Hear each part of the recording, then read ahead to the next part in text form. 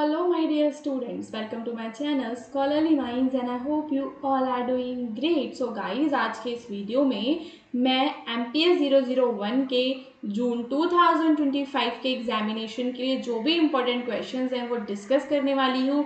अगर आपने मेरे पुराने वीडियोस को नहीं देखा है तो आप जाकर उन्हें भी देख सकते हैं। वहाँ पर मैंने MPS की यूनिट 1 से लेकर 5 तक एक वीडियो में कवर किया हुआ है। किसी वीडियो में मैंने और भी क्वेश्चंस को कवर किया हुआ है और हर एक क्वेश्चन का आंसर मैंने इन डिटेल बताया है। सेम उसी तरीके से आज भी हम यहाँ पे और भी क्वेश्चन को डिस्कस करेंगे जो कि एग्जाम के लिए ज़रूरी हैं, जो आपको पता होने चाहिए। ओके, इसका पीडीएफ भी आपको मिल जाएगा। कैसे पीडीएफ मिलेगा उसका लिंक डिस्क्रिप्शन में है। अब यहाँ पे देखो, जो पहला क्वेश्चन है, what do you understand by conservatism. So guys, ये क्वेश्चन पिछले साल भी पूछा गया था और काफ़ी बार पहले भी पूछा जा चुका है। और मैं बात करूँ अगर, तो कंजर्वेटिज्म एक तरीके की आइडियोलॉजी है जो कि रियल में ही इम्पॉर्टेंट है और आपको पता होना चाहिए कि ये क्या है। सो ये क्वेश्चन आपके यूनिट नंबर 21 से है। तो अगर आपने यूनिट 21 नहीं पढ़ी है तो इस क्वेश्चन के माध्यम से आप पूरी यूनिट को समझ सकते हैं। सबसे पहले इंट्रोडक्शन में हम बताएंगे कि कंजर्वेटिज्म क्या है। तो कंजर्वेटिज्म एक तरीके का वे ऑफ थिंकिंग है, सोचने का तरीका है जो फोकस करता है on keeping things as they are. तो ये क्या बात करते हैं कि जो चीज़ें जैसी हैं उन्हें वैसा ही रहने दो, उसमें ज़्यादा चेंजेस ना करो। It is about holding on to traditions. जो भी हमारे पुराने ट्रेडिशंस हैं और जो भी हमारी वैल्यूज़ हैं उन्हें हमें बना के रखना है, क्योंकि पुराने समय से वो चली आ रही हैं, हमें कुछ बदलाव नहीं करने। Conservatives believe that not all changes are good. ये लोग कहते हैं कि जो भी बदलाव होते हैं ना वो अच्छे नहीं होते। And they prefer to stick with what has worked in the past. ये कहते हैं कि अच्छा, अगर 5 सालों से ऐसा होता आया है, 5 साल छोड़ो, अगर 100 सालों से ऐसा होता आया है तो आगे भी होगा, हम क्यों उसे चेंज करें, अभी तक तो सब कुछ सही चल रहा है ना। तो इस वजह से वो नई चीज़ों को ट्राई नहीं करते गाइस। ओके, सो यहाँ से आप समझ सकते हैं कि कंजर्वेटिज्म क्या है। मैंने बहुत कोशिश करी है कि एकदम आसान भाषा में आपको ये समझा सकूँ। अब यहाँ पे हम बात करते हैं इसके मेन आइडियाज़ की। तो क्या क्या इसके मेन आइडियाज़ हैं। पहला, that people are not perfect. जो लोग हैं वो परफेक्ट नहीं है। सोसाइटी नीड्स डिफरेंट, समाज में जो है अलग अलग सोशल क्लासेस होनी चाहिए। प्राइवेट प्रॉपर्टी जो है इम्पॉर्टेंट है फ्रीडम के लिए। मतलब क्लासेस समझ रहे हो ना, जो हम कहते थे ऊंची जाति नीची जाति, इसका ये सपोर्ट करते हैं। Conservatives also believe that traditions and religion help guide society and that progress should happen slowly. तो ये कहते हैं कि जो भी हमारे पुराने ट्रेडिशंस हैं, जो भी हमारा धर्म है, वो हमारे समाज को गाइड करने का काम करता है। और अगर चेंजेस करने भी हैं तो धीरे धीरे होने चाहिए। वो वैल्यू करते हैं स्टेबिलिटी को।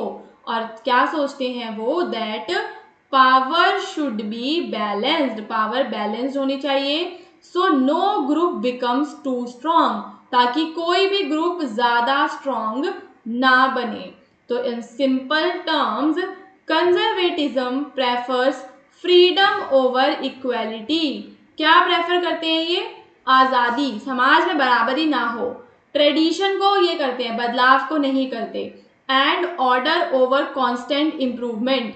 It's about maintaining what's worked well in the past and being careful with new ideas. तो बहुत ही सिंपल भाषा में आप इसे क्या कह सकते हो कि ये बात करते हैं उन चीज़ों की जो चीज़ें पास्ट में अच्छे से काम कर रही थी, तो अब हमें नए आइडियाज़ को लेके केयरफुल रहना है, नए आइडियाज़ को हमें नहीं अपनाना। The term conservatives can have many meanings. इसके कई सारे मीनिंग्स हो सकते हैं। It might describe someone who is cautious और प्रेफर्स अ ट्रेडिशनल लाइफस्टाइल। क्या कर सकता है ये किसी ऐसे व्यक्ति की बात कर सकता है जो ट्रेडिशनल लाइफस्टाइल को अपनाता है, चेंज की बात नहीं करता। तो कंजर्वेटिज्म क्या है in general conservatism is an ideology, एक आइडियोलॉजी है that often resist change more than it support new ideas. तो ये क्या करता है, चेंजेस को रेजिस्ट करता है और नए आइडियाज को बिल्कुल भी सपोर्ट नहीं करता। अब हम यहाँ पे बात करेंगे एंड्रयू हेवुड की। तो उनकी बुक है एक पॉलिटिकल आइडियोलॉजी। वहाँ पर वो बताते हैं that conservatives are often clear about what they oppose and what they actually support. तो ये कहते हैं कि जो भी लोग कंजर्वेटिज्म आइडियोलॉजी को फॉलो करते हैं उन्हें क्लियर रहता है कि क्या उन्हें अपोज करना है और क्या उन्हें सपोर्ट करना है। Because of this, conservatism is considered a negative philosophy. It focus on more on resisting change. इसको हम नेगेटिव क्यों कह रहे हैं? क्योंकि ये चेंज को रेजिस्ट करने पे ज़्यादा फोकस करते हैं और प्रमोट नई चीज़ों को प्रमोट नहीं करते, तो इसीलिए ये क्या कहलाएगी? आपकी एक नेगेटिव आइडियोलॉजी कहलाएगी। ठीक है, रेडिकल चेंजेस को विरोध करते हैं ये। फिर यहाँ पे एक और नाम दिया हुआ है आपको, रजल किर्क का। उनकी किताब है, क्या नाम है उनकी किताब का? The conservative mind says that the core of conservatism is about preserving the old moral traditions of humanity. क्या करना चाहते हैं वो? ये कह रहे हैं कि जो ह्यूमैनिटी के पुराना जो सब है ना, वो हमें प्रिजर्व करके रखना है। Conservatives believes in the importance of custom. बहुत ही सिंपल है, जो भी हमारे रीति रिवाज होते हैं, कानून होते हैं, उनको ये चाहते हैं कि हम उसे सपोर्ट करें, उसको हम उसको इम्पॉर्टेंट समझें। किर्क एक्सप्लेन करते हैं जैसे कि लोकल राइट्स हो गए आपके, है ना, local rights, private property, family values, religious beliefs, इन सबको भी कंजर्वेटिज्म जो है कंजर्वेटिज्म वाले सपोर्ट करते हैं। तो मुझे ऐसा लगता है कि जब आप आंसर राइटिंग करोगे तो क्या चीज़ ध्यान में रखनी है? देखो, इग्नू में आप पहली बार पेपर देने जा रहे हो, आपने पहले कभी इग्नू के पेपर्स नहीं दिए हैं, तो यहाँ पे आपको पता होना चाहिए। देखो, एक आंसर का ना फॉर्मेट होता है। एक चीज़, आपको लॉन्ग आंसर्स लिखने हैं, तो इसी वजह से मैं सारे आंसर ना डिटेल में लेकर आती हूँ, आपको इनके PDF भी प्रोवाइड करवाती हूँ, है ना। सो आपको अपने आंसर को डिटेल में लिखना है, चीज़ों को आपको एक्सप्लेन करना है, देखो मीनिंग्स वगैरह बताने हैं। अगर आप चाहें तो देखो, जैसे मैंने यहाँ पे बताया, एंड्रू हेवुड के विचार मैंने बताए आपको, फिर मैंने यहाँ पे रजल किर्क के इसको लेकर विचार बताए।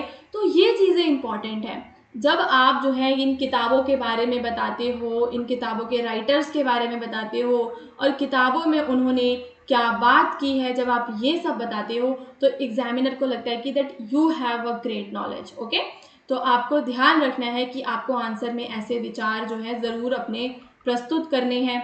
अब यहाँ पर ना एक अलग से भी क्वेश्चन देखो एग्जाम में आ जाता है, जिसमें ना वो एडमंड बर्ग के बारे में पूछते हैं और कहते हैं कि कंजर्वेटिज्म को लेकर आपको एडमंड बर्ग के विचारों को बताना है। तो एडमंड बर्ग के विचार देख लेते हैं। तो Edmund phrase the desire to conserve sums up the main idea behind conservatism. It means wanting to or preserve the things that are already in place. तो यहाँ पे वो कह रहे हैं द डिजायर टू कंजर्व, इसका मतलब क्या है कि वो सारी चीज़ें जो पहले से हैं, पहले से क्या है, ट्रेडिशंस हैं, वैल्यूज़ हैं, सोसाइटल स्ट्रक्चर्स हैं, वो सारी चीज़ें जो पहले से हैं उन्हें हमें क्या करना है? उन्हें हमें करना है preserve. So however this desire to preserve is not the only goal for conservatism. अब ये कह रहा है कि केवल और केवल ना उनका यही काम नहीं है कि बस प्रिजर्व ही करते रहेंगे। तो हम क्या देखते हैं कि अलग अलग तरीके का ना कंजर्वेटिज्म भी दुनिया में एग्जिस्ट करता है। एक होता है आपका कंजर्वेटिज्म कौन सा? Authoritarian conservatism. तो ये क्या है, इसको समझेंगे। So this form of conservatism is often reactionary, reaction देने वाला, meaning it resist change and sometime even tries to return to the society. वापस लौट चलो, जैसा था पहला वैसा कर दो। It does not want new ideas और चेंजेस। तो यहाँ पे एग्जाम्पल है, जब इटली में मुसोलिनी का शासन था, so Mussolini regime can be seen as an example of the authoritarian conservatism. Mussolini sought to preserve the social order. Mussolini क्या चाहता कि जो वहाँ पे ना समाज में जो पहले सोशल ऑर्डर चला रहा था इटली में वैसा ही रहे, और जो मॉडर्न आइडियाज़ थे, मॉडर्न आइडियाज़ में क्या आता है? डेमोक्रेसी आती है, पॉलिटिकल फ्रीडम आती है, जो भी मॉडर्न आइडियाज़ हैं उन्हें वो रिजेक्ट करता था। He focused on a strong centralised state. कैसा स्टेट होना चाहिए? एक स्ट्रॉन्ग स्टेट होना चाहिए, सेंट्रलाइज स्टेट होना चाहिए, यानी कि सारी पावर्स उसके हाथों में हो, बस वो ये चाहता था। और वो रोमन एम्पायर की तरह बनाना चाहता था। तो समझ रहे हो कि he wanted to go back, है ना, न्यू आइडियाज़ को तो करना ही करना है और कह रहा है वापस लौट चलो, रिटर्न जाना चाहता था वो। तो ये आपका क्या हो जाएगा? अथॉरिटेरियन कंजर्वेटिज्म हो जाएगा। फिर आपका क्या है गाइस? फिर है आपका revolutionary conservatism. So this type can be called radical conservatism and it might seem surprising because it uses the word revolutionary. Okay, so देखो फनी बात यह है कि इसमें वर्ड क्या है, रिवॉल्यूशनरी. रिवॉल्यूशन का मतलब क्या होता है, क्रांति ले आओ एकदम से. सो ये जो क्रांति हम क्या देखते हैं, आज तक जितनी भी तुम क्रांतियां पढ़ोगे ना, उसमें तुम क्या पढ़ोगे कि भाई अच्छा करने के लिए क्रांति हो रही है, समाज में बदलाव लाने के लिए क्रांति हो रही है. पर ये वाली जो क्रांति है ना, ये रिवॉल्यूशनरी वाली क्रांति, ये सारी क्रांतियों से अलग है. ऐसी क्रांति तुमने कभी देखी नहीं होगी. तो ये बात करता है कि इसलिए क्रांति लाओ कि जो पुरानी ट्रेडिशनल वैल्यूज थी उन्हें हमें कंजर्व करना है, उन्हें हमें रीस्टोर करना है. जैसे मान लो कि कोई ऐसा देश हो जहाँ पर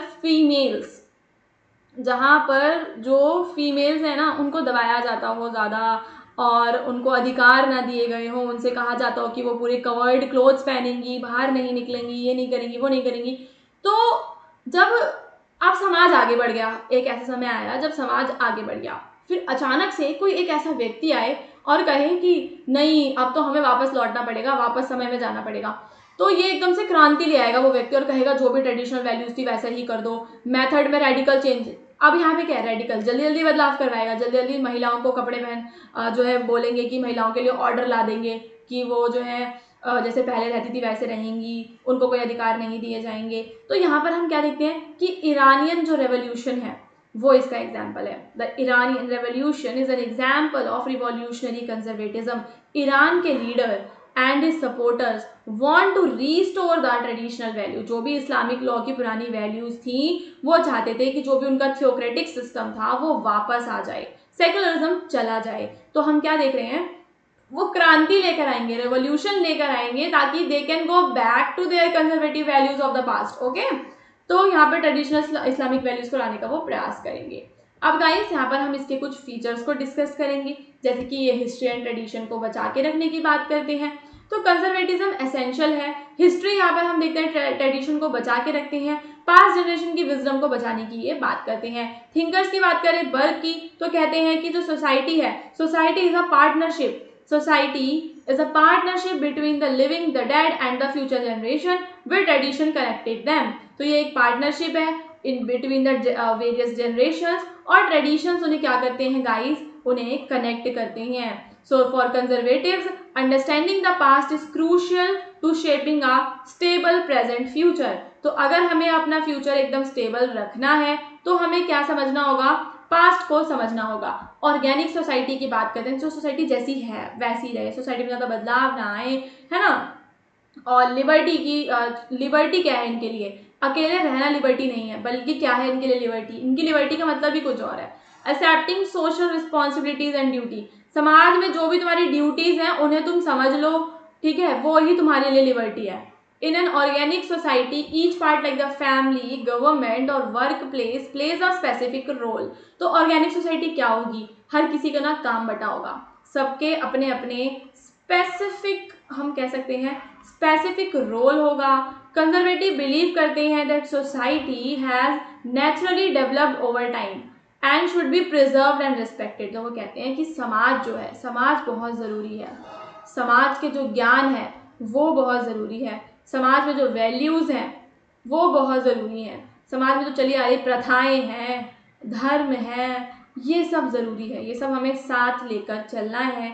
अगर तुम्हें आज़ाद होना है तो अपनी रिस्पॉन्सिबिलिटीज़ को समझो. अगर तुम एक फादर हो तो अपनी रिस्पॉन्सिबिलिटी पूरी करो, अगर तुम एक चाइल्ड हो तो अपनी रिस्पॉन्सिबिलिटी पूरी करो, ठीक है. फिर उसके बाद क्या रहता है, एक अथॉरिटी और पावर की अगर हम बात करें तो in conservatism authority and power are closely connected. Power is used by those who are authorized to do so and is necessary to maintain order in an organic society. तो power केवल उन्हें दी जाएगी जो कि समाज को ऑर्गेनिक बनाने में हेल्प करेंगे.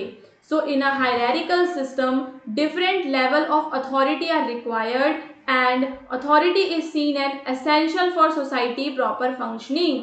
तो समाज की प्रॉपर फंक्शनिंग के लिए अथॉरिटी ज़रूरी है कि कोई तो हो जो समाज में बताए कि क्या होगा और क्या नहीं होगा, ठीक है. समाज में ऐसे लोग भी होने चाहिए. Conservatives view authority as beneficial because it provide guidance, support and security. ठीक है, इसलिए ये ज़रूरी होता है। लीडरशिप और डिसिप्लिन भी एक सोसाइटी में ज़रूरी है। ये सोशल इक्वालिटी को रिजेक्ट कर देते हैं। फिर अगर हम बात करें रिलीजन की, तो कंजर्वेटिज्म जो है रिलीजन को बहुत ही ज़्यादा इम्पोर्टेंस देते हैं, मोरालिटी को इम्पोर्टेंस देते हैं, है ना। बर्क हो, टॉकविल हो, ये भी रिलीजन को कहते हैं कि रिलीजन ना एक, रिलीजन क्या है इनके लिए, रिलीजन एक स्टेबलाइजिंग फोर्स है वर्ल्ड के लिए। नहीं तो वर्ल्ड कैसा हो जाएगा, होस्टाइल हो जाएगा और इनकम्प्रहेंसिबल हो जाएगा। Burke wrote that religion provide a fastness for humans in such a world. Tocqueville argued that without religion, both political freedom and social order would be at risk. तो political freedom भी नहीं मिलेगी और समाज में order भी risk पे चला जाएगा अगर रिलीजन नहीं होगा। He believed that for complete political freedom to exist, people must also hold some form of religious belief. कि अगर समाज में हमें चाहिए कि पॉलिटिकल फ्रीडम चाहिए अगर हमें, तो रिलीजियस बिलीफ भी चाहिए। ठीक है, तो ये तो आपकी पूरी कंजर्वेटिज्म वाली आइडियोलॉजी खत्म हो गई है। कंजर्वेटिज्म से अब कुछ भी क्वेश्चन आएगा तो आप आराम से कर पाएंगे, आई होप।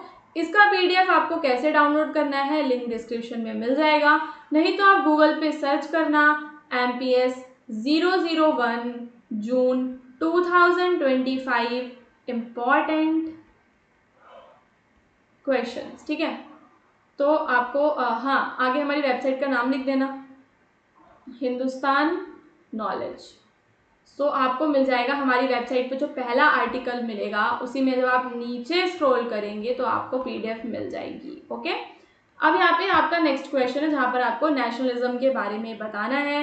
नेशनलिज्म यानी कि राष्ट्रवाद, अपने देश के प्रति प्रेम, अपने देश के प्रति सम्मान, अपने देश पर गर्व, ये सारी चीज़ें। यूनिट 23 से है ये क्वेश्चन। सो नेशनलिज्म क्या है? नेशनलिज्म एक कॉम्प्लेक्स फेनोमेनन है with roots in human nature and a long history. अगर हम बात करें राष्ट्रवाद की, तो राष्ट्रवाद का इतिहास तो बहुत ही पुराना है। अगर राष्ट्रवाद ना होता तो आज हम आज़ाद भी नहीं हुए होते, है ना। हमारे देश में कई सारे बड़े बड़े लीडर्स रहे हैं जो देश से बहुत ज़्यादा प्रेम करते थे।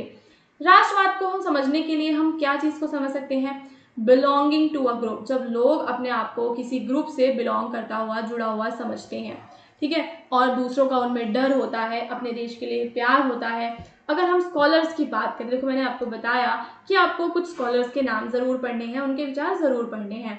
तो according to scholars like Hayes, nationalism involves loyalty to the nation state. क्या है नेशनलिज्म? नेशनलिज्म का मतलब है अपने नेशन स्टेट के साथ लॉयल्टी, अपने देश को सुपीरियर समझना।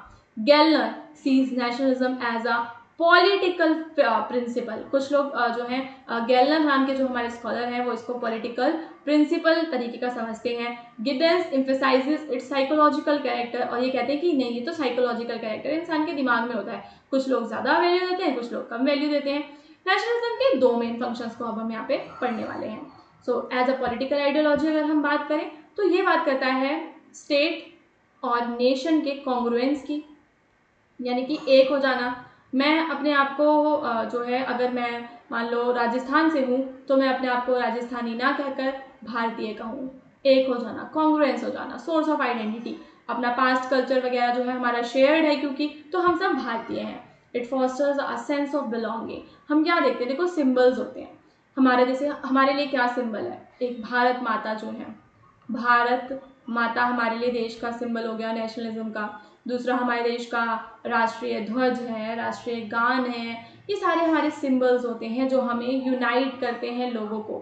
The theory of nationalism must address how attachment to a common homeland and culture can lead to political demands for a state, how violence is legitimised in the pursuit of statehood, the role of national identity. तो ये जो theory of nationalism हमें कई सारी चीज़ें सिखाती है कि नेशनल आइडेंटिटी क्या होती है ना। नेशनलिज्म कैसे लोगों को एक करता है। तो ये केवल कोई एक ऐसा टूल नहीं है रूलिंग क्लास का, बल्कि ये एक तरीके की आइडियोलॉजी है जो लोगों को ये फील करवाती है कि हम सभी एक हैं, हमारी जो आइडेंटिटी है वो कॉमन है। The study of nationalism involves understanding what constitute national identity, यानी कि मैं कैसे अपने आप को आइडेंटिफाई करती हूँ। क्या मैं अपने आप को किसी कम्युनिटी से जुड़ा हुआ मानती हूँ या मैं अपने आप को अपने देश से जुड़ा हुआ मानती हूँ। जो हेयर्स हैं उन्होंने 7 फैक्टर्स बताए हैं जो कि नेशनलिज्म की आइडियोलॉजी में कंट्रीब्यूट करते हैं। आपको ये ज़रूर पता होने चाहिए।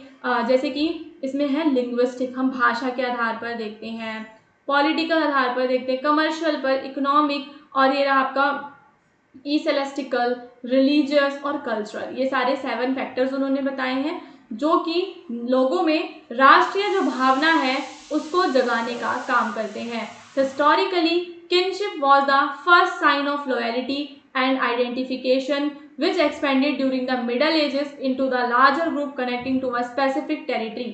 So हम क्या देखते हैं कि इतिहास की अगर हम बात करें तो जो किनशिप होती थी, किनशिप जो होती थी वो लॉयल्टी का एक साइन होता था। With the development of market, trade wars and state increasing influence, nations and national identities began to emerge. फिर धीरे धीरे अलग अलग आइडेंटिटीज इमर्ज करने लगी। यहाँ पे हम बात करेंगे ग्यूबरनौ की। ग्यूबरनौ आइडेंटिफाइज 3 की factors in the creation of national identity. तो नेशनल आइडेंटिटी बनाने में 3 की फैक्टर्स आपके लगते हैं। The development of printing and vernacular languages. एक ऐसा समय आता है जब किसी देश में ना प्रिंटिंग और उन देश की जो अपनी भाषाएं होती हैं वो डेवलप करने लग जाती हैं। जैसे कि मान लो हमारा देश पहले ब्रिटिशर्स के अंतर्गत था, फिर धीरे धीरे प्रिंटिंग वगैरह चली तो हमने ना छापना शुरू करा। जब हमने छापा तो उसमें हमने अपने विचार बताए जिससे लोग इन्फ्लुएंस हुए।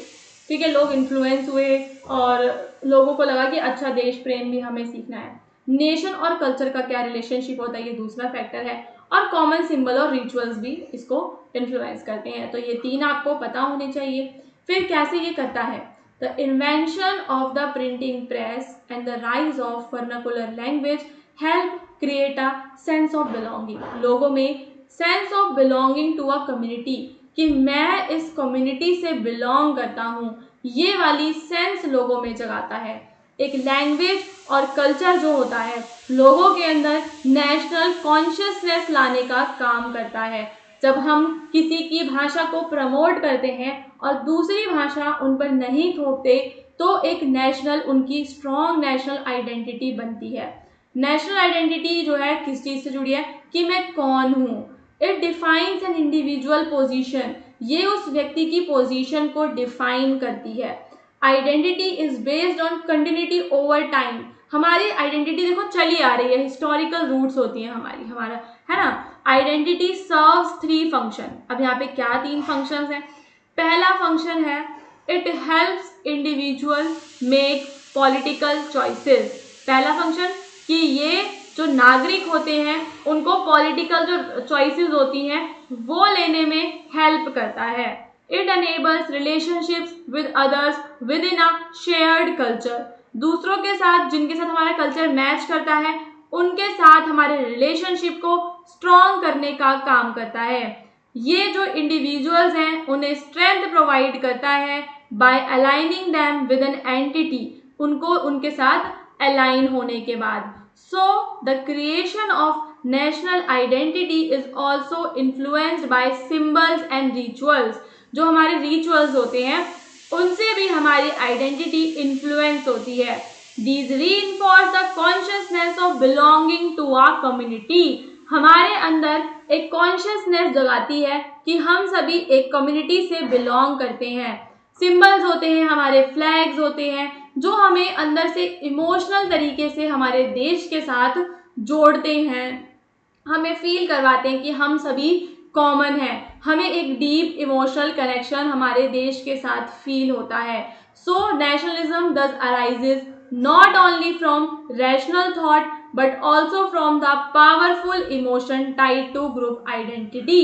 तो केवल ये कोई रैशनल थॉट नहीं है बल्कि ये एक पावरफुल इमोशन है जो हमारे अंदर हमारे देश के लिए होता है।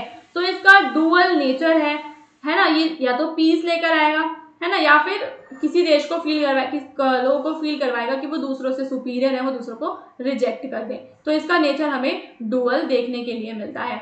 आई होप कि आपको दोनों आइडियोलॉजीज कंजर्वेटिज्म एंड नेशनलिज्म अच्छे से समझ में आ गए होंगे। इसका PDF ज़रूर डाउनलोड करना ताकि आप लोग रिवीजन कर सकें।